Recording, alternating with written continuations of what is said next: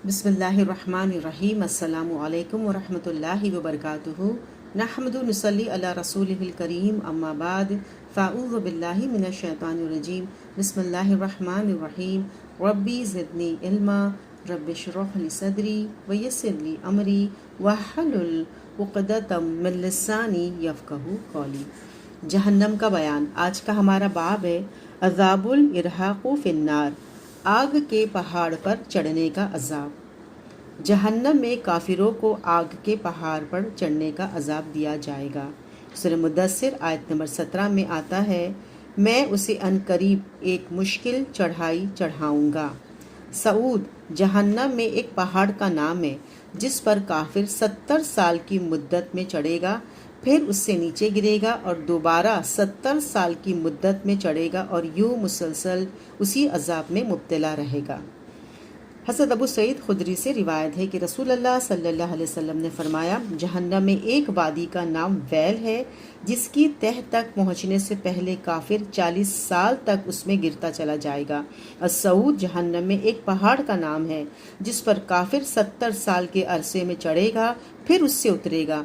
काफिर हमेशा इसी अजाब में यानी चढ़ने और उतरने में मुब्तला रहेगा। इसे अबू याला ने रिवायत किया है। फिर है अज़ाबुल विसाक़ी बिमामूदिन नार, आग के सतूनों से बांधने का अजाब। बास मुजरिमों को जहन्नम में लंबे लंबे सतूनों के साथ बांध दिया जाएगा। सूरह हुमज़ा आयत नंबर 4 से 9 में आता है, हरगिज़ नहीं बल्कि हराम माल इकट्ठा करने वाला शख्स चकनाचूर कर देने वाली जगह में फेंक दिया जाएगा। तुम क्या जानो वो चकनाचूर कर देने वाली जगह क्या है? अल्लाह की आग है, खूब भड़काई हुई, जो दिलों पर चढ़ती चली जाएगी। उन्हें बड़े बड़े सतूनों में बांध कर ऊपर से बंद कर दी जाएगी। फिर बाज मुजरिमों को बड़ी सख्ती के साथ बांधा जाएगा। सूरह फजर आयत नंबर 25 से 26 में आता है, उस रोज़ अल्लाह जो अजाब देगा वैसा अजाब देने वाला कोई नहीं, और अल्लाह जैसा बांधेगा वैसा बांधने वाला कोई नहीं। फिर जहन्नम में लोहे की हथौड़ों और गुर्जों से मारे जाने का अजाब।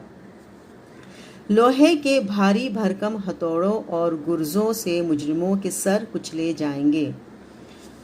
सूरह हज आयत नंबर 21 से 22 में आता है, काफिरों के लिए जहन्नम में लोहे के गर्ज और हथौड़े होंगे। जब कभी घबरा कर जहन्नम से निकलने की कोशिश करेंगे तो फिर उसी में वापस धकेल दिए जाएंगे और उन्हें कहा जाएगा, अब जलने की सज़ा का मज़ा चखो। फिर जहन्नम में काफिरों को सज़ा देने के लिए लोहे के गुर्ज इस कदर भारी होंगे कि रोए ज़मीन के सारे इंसान और जिन मिलकर भी एक गुर्ज नहीं उठा सकते। हज़रत अबू सईद खुदरी से रिवायत है कि नबी अकरम सल्लल्लाहु अलैहि वसल्लम ने फरमाया, अगर जहन्नम में काफिरों को मारने वाला लोहे का एक गुर्ज ज़मीन पर रख दिया जाए और सारे इंसान और जिन इकट्ठा हो जाएं, तब भी उसे ज़मीन से नहीं उठा सकते। इसे अबू याला ने रिवायत किया है। फिर जहन्नम में सांपों और बिच्छुओं का अजाब। जहन्नम के सांप ऊंट के बराबर होंगे जिनके एक मर्तबा डसने का असर 40 बरस तक बाकी रहेगा। जहन्नम के बिच्छू खरचरों के बराबर होंगे जिनके एक मर्तबा डसने का असर 40 साल तक बाकी रहेगा। हज़रत अब्दुल्ला बिन हारिस बिन जस कहते हैं कि रसूलुल्लाह सल्लल्लाहु अलैहि वसल्लम ने फरमाया, जहन्नम में बख्ती ऊँटों की एक किस्म के बराबर सांप होंगे।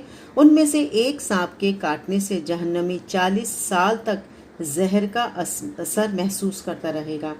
जहन्नम में बिच्छू खच्चरों के बराबर होंगे। उनमें से एक बिच्छू के काटने से 40 साल तक जहन्नमी जहर का असर महसूस करता रहेगा। इसे अहमद ने रिवायत किया है।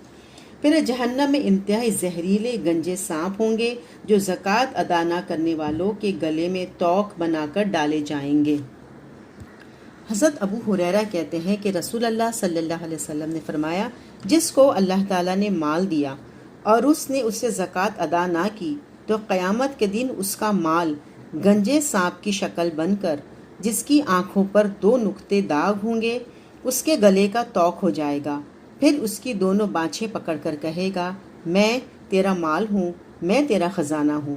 پھر آپ صلی اللہ علیہ وسلم نے یہ آیت تلاوت فرمائی، جن لوگوں کو اللہ تعالیٰ نے اپنے فضل سے مال دیا ہے اور وہ بخیلی کرتے ہیں تو اپنے لیے بخل بہتر نہ سمجھے بلکہ ان کے حق میں برا ہے۔ ان قریب قیامت کے دن یہ بخیلی ان کے گلے کا طوق ہونے والی ہے۔ اسے بخاری نے روایت کیا ہے۔ پھر جہنمیوں کے عذاب میں اضافے کے لیے جہنمی بچھوؤں کے ڈنک لمبی کھجوروں کے برابر بڑھا دیے جائیں گے۔